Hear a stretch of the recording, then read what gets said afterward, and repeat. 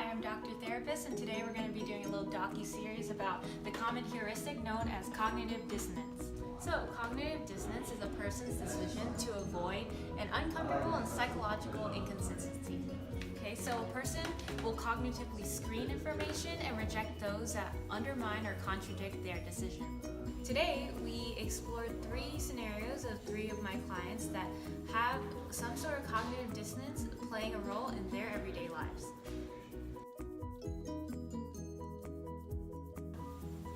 Hi, I'm Dr. Therapist. Welcome to my therapy session for you.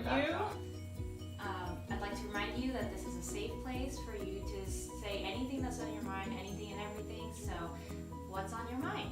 Something else that's been bothering me is some days I'm feeling more lavish and I don't mind splurging money all over the place, which is like too frequent, basically 3 times a week. Specifically, I'll go to the infamous Starbucks, known for their coffee, and then I'll add a Starbucks venti double chocolate frappuccino to my typical dinner of the day. The venti double chocolate chip frappuccino just tastes so freaking good to me, you know? It just like lasts for a few minutes because I'm drinking it so fast because it tastes so good.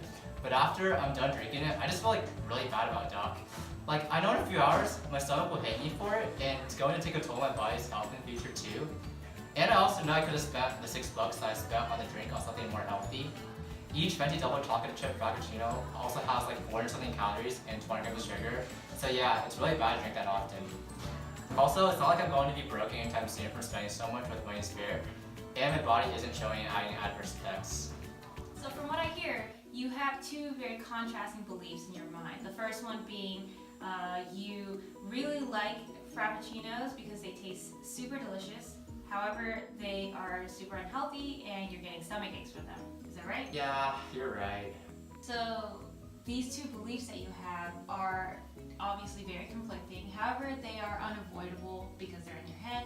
And so as long as you now are aware of these 2 ideas that are conflicting in your mind, you can make a more rational decision in the future. Oh wow, I didn't know that, Doc. Thanks. It's like, maybe I should switch almond milk, you know? Good idea.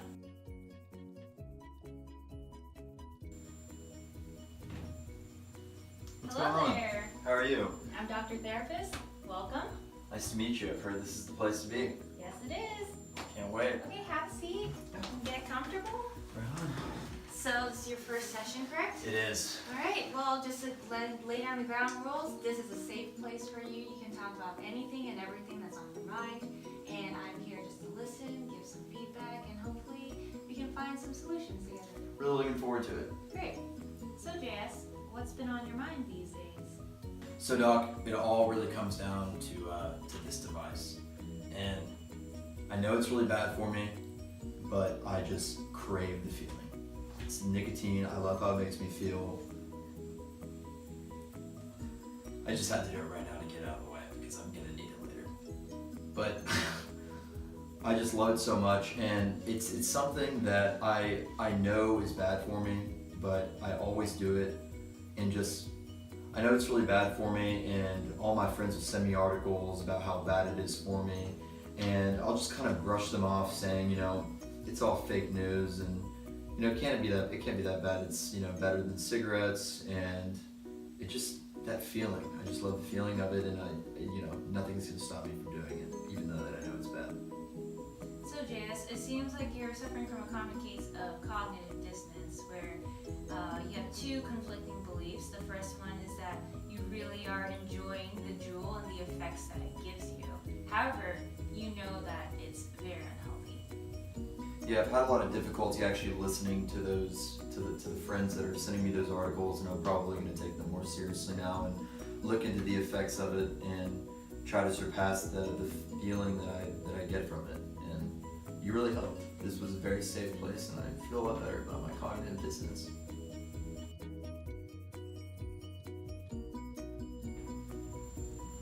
Hello. Hi there, I'm Dr. Therapist. Nice to meet you. Nice to meet you. I'm Jeremiah. Cool, have a seat, have a seat. Thank you.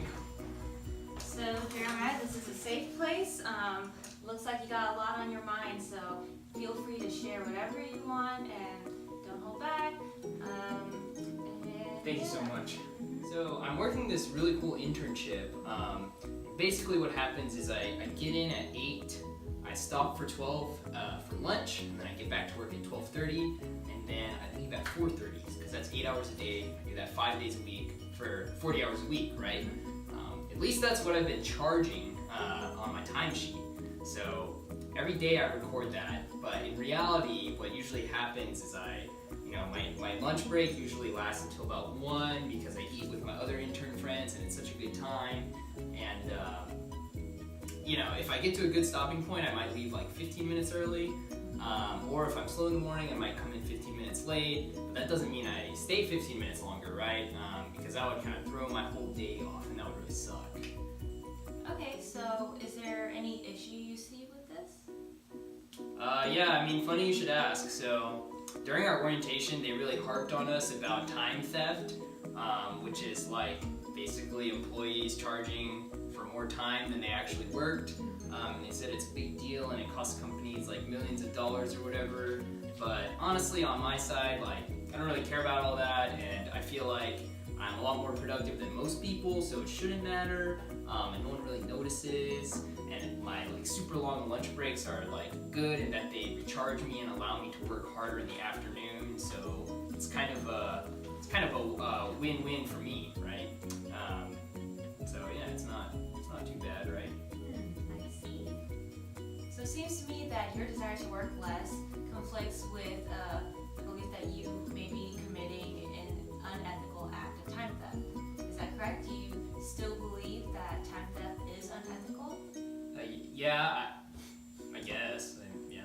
So it seems to me that you've changed your beliefs to match your actions. You've actually justified a lot of these unethical acts that you're committing in order to resolve your cognitive dissonance. Oh man, I guess you're right, and I'm objectively committing an unethical act, and I need to stop.